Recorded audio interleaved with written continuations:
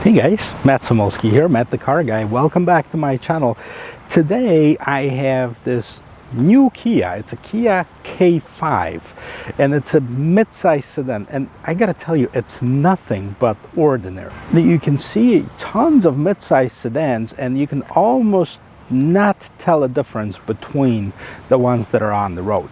Now the Honda Accord, Toyota Camry has been the staple, has been like the benchmark of this segment really up until the Kia and Hyundai started redesigning their own vehicles. Now I've already reviewed its sibling, which is the Hyundai Sonata. Now it's time for the K5. So what is K5? Let's talk about this because it's a new name. But is it? Now it's the same name Kia has been using all over the world with the exception of United States for their Optima model. So it's really nothing else but the redesign that carries the name from all over the world as a K5. Now Optima has been made for almost 20 years. 2001 was the first year that it came out, and it was just another boring mid-size sedan. Now they've redesigned it several times since then, and the last model wasn't that bad looking, but again, it didn't stand out from the competition. But let's take a look at this. We're going to take a closer look at this particular one. Now there are several different trim levels that currently share the same engine. There's another engine coming up, and that's very interesting, and we're going to talk about it in just a little bit. So we're going to take a look at the outside, the inside, the trunk, the engine. We're going to take it for a spin. You know the drill. If you're ready, let's go.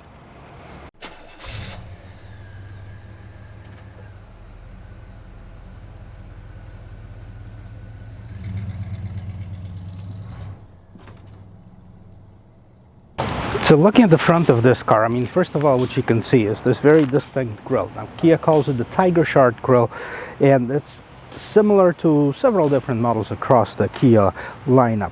The hood, nice long hood, goes all the way up and actually it extends a little bit further than the grille. Kia logo right here. Now it has the lower part. Now this is where all of the safety components hide within the Kia right here. Now it has a nice design element in here. This is actually goes through to the wheel, so I mean it might have a little bit of cooling component, but mostly it's for design. Now lights, it's something that's very different on this vehicle. So you can see, and I'm going to turn them on. They just actually turned off a second ago, but I'm going to turn them on. These are the running lights. Okay, so they go like this. It's kind of like a little flash, like a little thunder, if you will, and they have the nice LED lights. So let me turn the car on so you can see of how they look, and then we'll move to the side of it. Okay, so as I mentioned, that very distinct light signature on the Kia right here, the running lights. This is the marker light right on the side of it, and of course you have your LED lights. Very nice, very bright, illuminates the road very nicely when you're driving at night. Let's take a look on the side. Right, so let's take a look at the side profile of this car. I mean, it's different than most of the other cars on the road. Now it kind of is similar to the Hyundai Sonata, but yet it has its own style. Now the wheels on this particular ones, they're 18-inch wheels, and this is nice two-tone. Actually complements the color of the car really nice because it's the dark gray and the polished aluminum wheels on it. You have the LED turn signal in the mirror. Now this one's also equipped with a panoramic sunroof, so that's a really nice feature. But if you look at the back of it, now that's where it's different with most of the other vehicles. That looks almost like, you know, the sports coupe, the four-door coupe. You know, Mercedes started with the CLS, and then the Volkswagen CC, kind of almost like a liftback, which it's not, but it definitely looks like this. And that's where the cool part is the back of it. So let's take a look at this. The back, and if you were looking in the front and you like that light signature in the front, that's not the only light signature the Kia has made different than on what the other cars are. If you see the back lights, I mean, first of all, it's a huge light that goes, basically it's three pieces, but it goes all the way across the back of this car. And if you see what's different about it, instead of making it one piece, it has kind of several different lights incorporated in it. And it looks pretty cool. I mean, if you see it from the back and it's at night, you know that you're looking at the Kia K5. So what else is here? The K5 badging. Now this is a little bit of a chrome trim that actually continues all the way through the side. I'm not sure if I mentioned that. And if you think that this thing opens up with the window, now this is a back window, so it should help with visibility. If you think that opens, you're mistaken. The only thing that opens is the trunk part, and we'll come up closer in just a second to take a look at this. Reflector lights. Now you have your parking sensors, and again, this is the era of a fake exhaust. They look cool, they don't do anything, they're actually not the real exhaust. This is nothing in here. You can see I'm sticking my hand in there, and then there's just a plastic wall in the back. So if I was going to ding it for something, that would be one of those things. But it looks cool, that's for sure. So let me pop the trunk open and I'll let you see what's inside. And actually you can do it several different ways. One of the way is with the key. The other way is pressing this button right next to the camera. And let's take a look inside. Okay, so let's walk up to this car right now and see the trunk space. Okay, so let's take a look at this. Okay, so you have your cargo net, kind of. You can put your groceries in there so they're not like all over the car. See what's underneath here. And there is your spare tire. So thank you, Kia, for not getting rid of that. It's one of my complaints about a lot of vehicles right now. They're getting rid of the spare tire. And to me, at least, I think it's important. Yeah, if it's a performance car, you're probably gonna have it towed anyways and have it replaced. So I can see the idea behind it. Now it is a 60-40 split, and you can actually open up the seats by basically pulling on those tabs, and then we'll get the seats open. And there it is. That's the trunk of it. Well, hey guys, let's talk about the engine on this thing. So it is all of the Kias right now are powered by 1.6 liter 4-cylinder turbocharged engine that produces 180 horsepower, and that is fairly weak in my book when you ask me. Now I have driven the Sonata with this engine, and it was okay, but it was definitely lacking on some performance and pickup and stuff like this, but it wasn't bad. Now I'm really excited to see what the new GT is going to come out with, because it's going to be a 2.5 liter engine, 290 horsepower, and that's coming out in a few months. On the Kia website it says November, and we're in September, so yeah, a couple months, you know, should be able to get my hands on one of those and take it for a spin just to compare it to this one. Now it's 8-speed automatic transmission, so that's a nice feature. And also now you can see the design of it. Now you can see the sporty design. This is an EX model.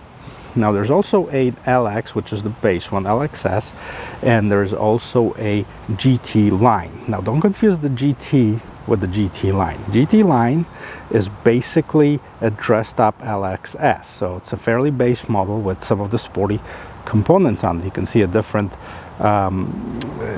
front bumper, different rear bumper. It just looks, you know, a little bit more sporty than the regular Kia. So now that we've done the engine, let's take a look at the interior of this K5. So before we get in the front, I want to check out and see what's happening in the back seat. Normally this is what I do, is I sit in here and I check out the roominess of the car. And once you get in, I mean, you can maybe I touch the front seat when getting in, but once you get in, it's nicely contoured, and you can actually have your legs and they have your knees and have some room behind it, which is a pretty cool feature. So there's some room in here.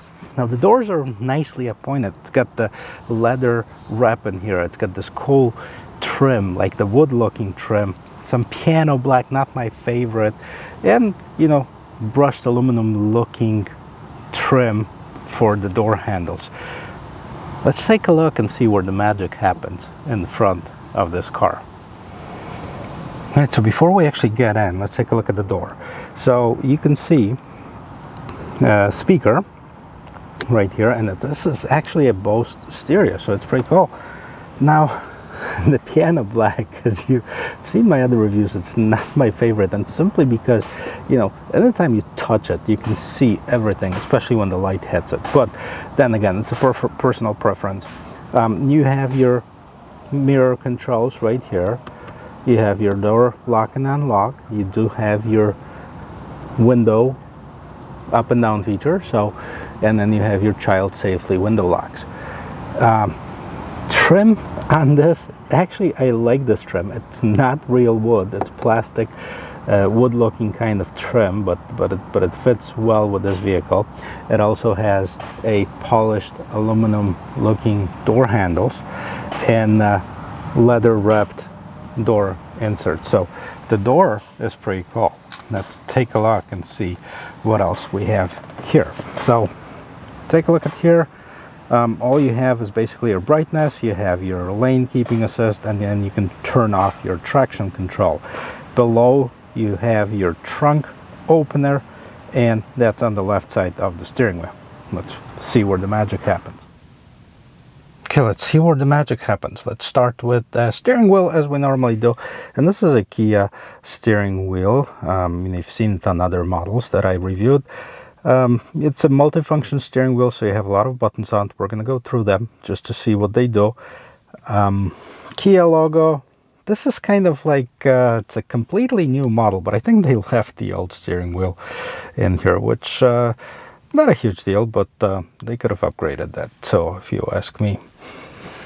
But let's get this started so we can see what those buttons do. First of all, let's take a look at the display in here.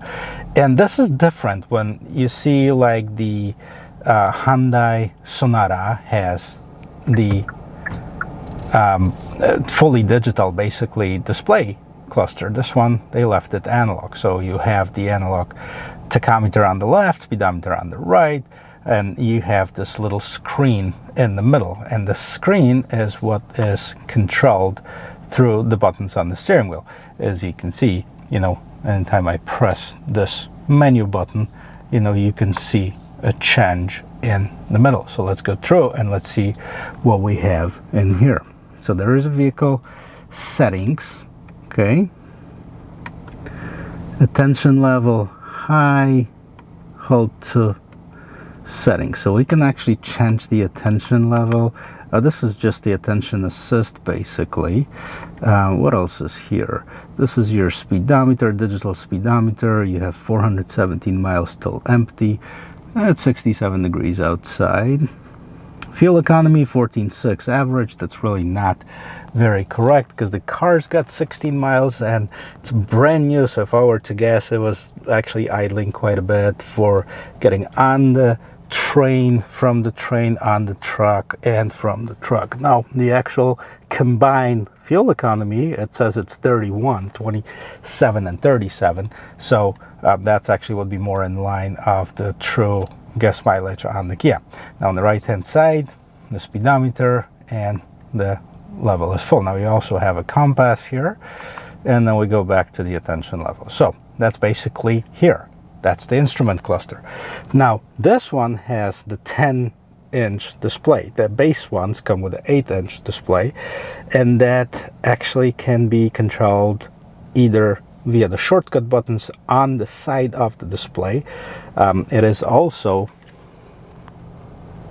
a touchscreen, so you can, you know, zoom in, zoom out like on your map. This is map, this is navigation, where you can actually put in your address. Now this is a little bit different and perhaps new from the other models that I've seen, and it's a different display. Love it or hate it. I mean, that doesn't really do anything for me, but it is pretty self-explanatory. I mean, places, you can select different places on the navigation. For example, a Starbucks or fast food and stuff like this. Radio, and you hit that button right here. We're gonna turn it down a little bit, but I want to point out this very different display. You can see it's like an old type of radio. Dates back into like 80s neons or 90s neons, if you will. It's certainly has its own charm, but it is different. And what else you have? You have your media, which you can actually have a sounds of nature. Let's listen to those for a second. This is a rainy day. Don't listen too much to it, or you have to go to the bathroom. Calm sea waves.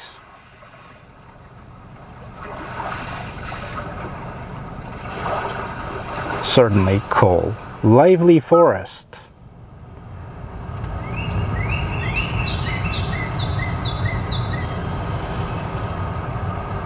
Okay, now you have a lively forest. Is pretty cool. Open air cafe. Let's see this.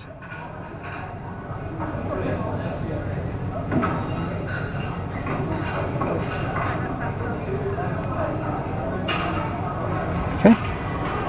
Warm fireplace.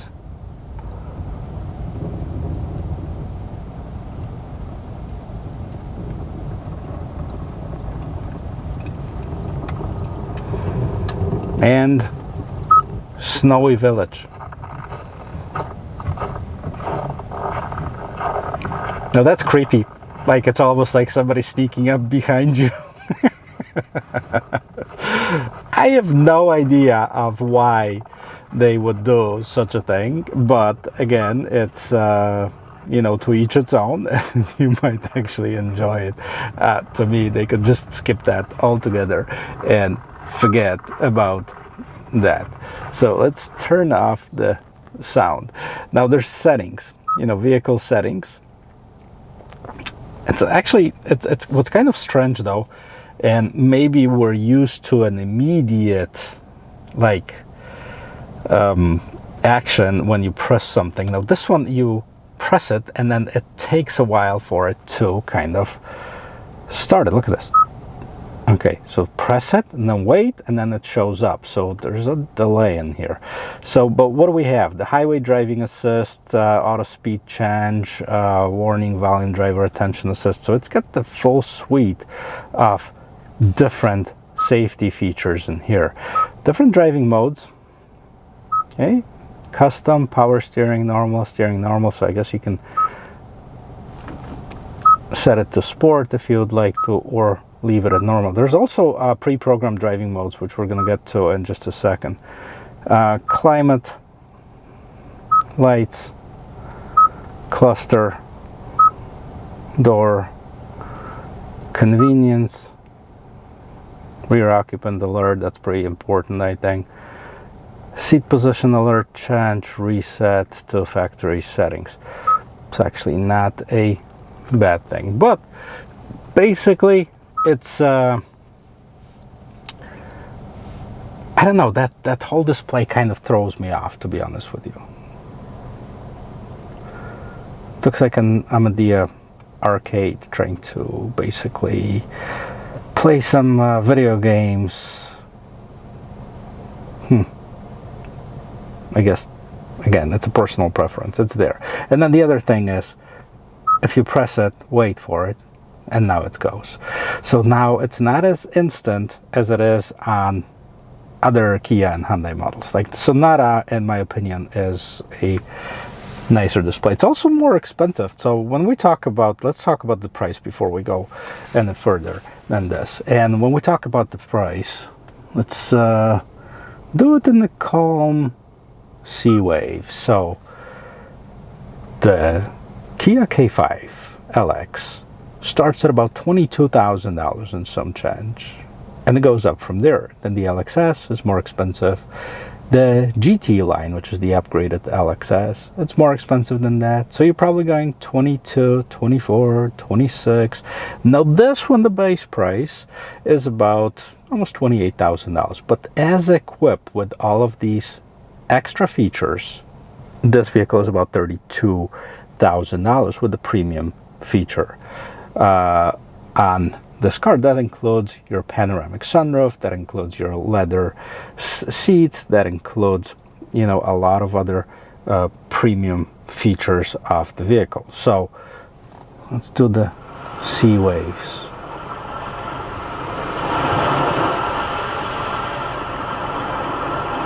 Okay, And let's scroll down, and here this is your climate control settings, so you can actually, it's automatic climate control, which is pretty cool. Your drive shifter is this thing right here. Then again, it's a nice car on the outside, but I think they could have done a better job on the inside. And same thing with Hyundai. I didn't really care for it on the outside, but inside was great. So maybe if they had the K5 exterior with the Sonata interior, could have made a good car out of that. Not that it's a bad car, but let's take a look at what else is here. Okay, so you have your chargers, you have your USB, and then you have your regular 12 volt. You have your auto hold. This is heated and ventilated seats, another premium feature. Drive modes. So you have, here's a few drive modes that you have here. So here's your drive modes. You have custom, sport, normal, and smart. I'm going to try it in the sport mode while we drive it. What else is here? Here's your wireless charger. You actually put your phone inside of here, and this will start charging. And there is your armrest in the storage compartment right here, and another USB outlet. So this is the interior of it. We talked about the price, we talked about the power, we talked about kind of what I like and what I don't like about this car, which, you know, again, it's a personal preference, and everything on this channel is my opinion. So, I mean, you might agree, you might disagree with it, but I think that the interior of the Sonata is nicer than the K5, but some people would argue the opposite. So, and that's fine too. Everybody has their own opinion on it. I'll tell you what, let's take it for a spin and see how it drives. Okay, so we've done kind of the overview. I talked about some features on this vehicle. Now it's time to take it for a spin and see how that actually drives. The 1.6 liter turbocharged engine, 180 horsepower, does not really sound like all that much horsepower, and let's hope it's going to be substantial for the weight of this vehicle. Now, I know when the GT line is going to come out, the 2.5 liter engine, 290 horsepower, is going to be a game changer. I can guarantee you that. So far, let's talk about it. And, well, maybe before we talk about it, so I can have a better understanding of how this car drives, or you can have a better understanding how this car drives. Let's take it for a spin.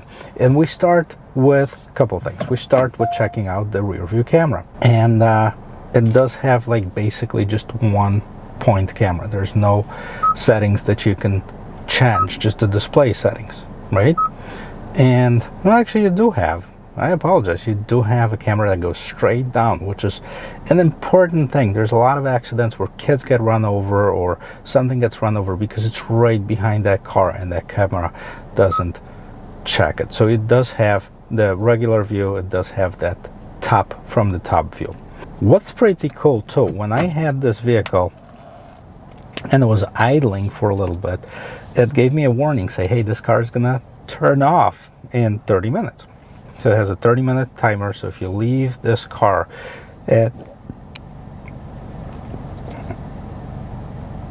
hopefully you won't leave any cats or dogs or kids in it, but it will turn off in 30 minutes unless there's a setting that you can actually change. We'll switch that from the calm waves because I want to be awake when I'm driving this car. So switch it from the cool waves mode to the regular mode, and I'm going to take a look at the map. We're going to start driving first, as always, checking out the turning radius of this Kia. So let's take a look.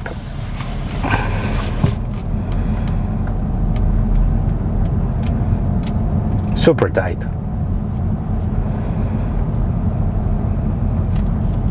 super tight, super nice as far as the turning radius. I do have it in the sports mode, so we'll see once we get on the road some acceleration and stuff like this. Let's check out how the steering wheel, how the car reacts, and it's very precise. Okay, there's a little bit of that body roll, but that does basically come with any car.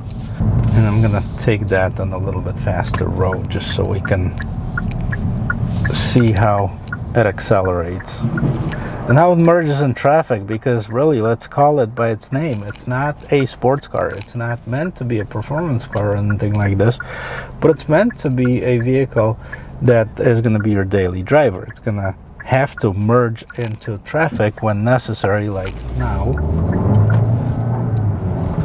And you can definitely hear the engine, maybe because it's in the sports mode, but you can certainly hear that engine work.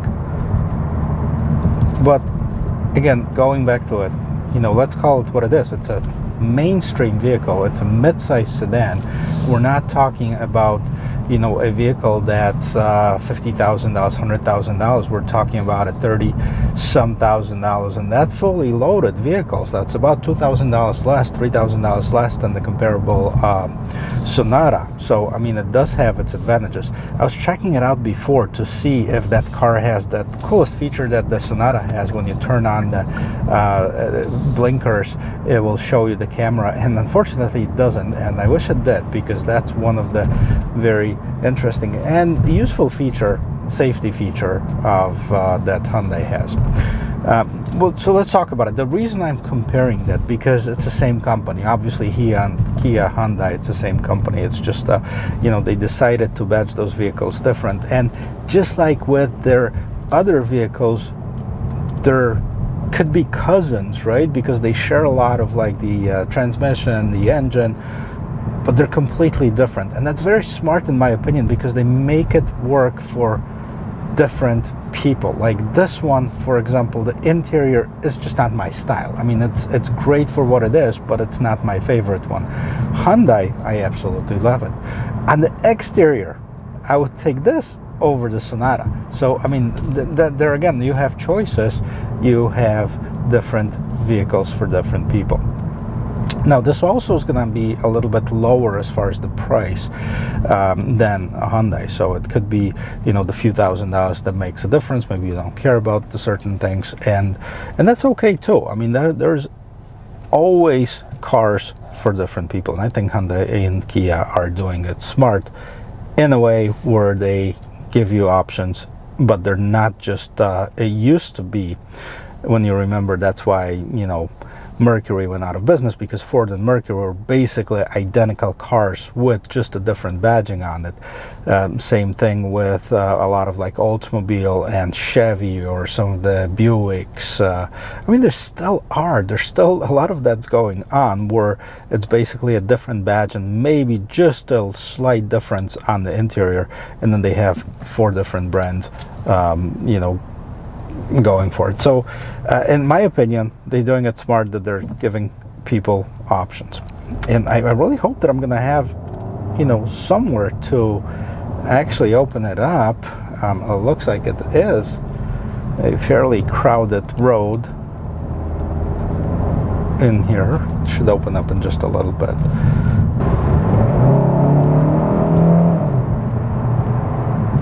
Okay, speed up a little bit. I mean, obviously everything within the reason, but I can already see that it can handle itself. Now you can definitely hear it in that drive mode. So I want to take it on and put it in the normal driving mode, and then I'm gonna accelerate in just a little bit just to see if there is a big difference.